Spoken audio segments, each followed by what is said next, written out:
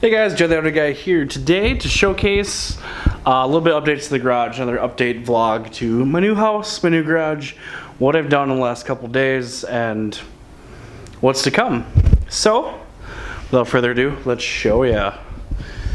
So if you watched the last video, obviously we were just moving in. I still have the cat scratcher out here, but if you notice, there's no longer a shelf over there. There's tires right now, no cubbies, and no really messed up bench. So I moved the rickety old bench, got that out of here, got rid of it, cut this framing off the wall, got the cubbies off, and actually diced the cubbies for right now to be a little shelf over here, not so oversized, with some detailing products that I can't wait to use. Highlight of the week, a garbage service finally at the house. You need that, it helps greatly.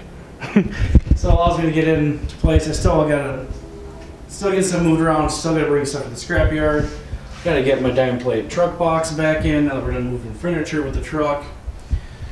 Brought some saws over, got my Sawzall, my Milwaukee Rocket Light that has helped lighting me while I do some projects. I got some products that I actually forgot I bought from Milwaukee. I actually really like them, and that's why I bought them.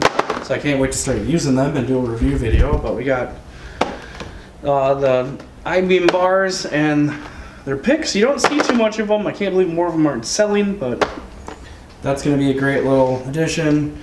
This was just some bits I brought over for taking stuff apart. Stuff I bought, tools I bought, or brought over. Brought my M18 polisher over. I'm a Milwaukee fanboy because Milwaukee works for me.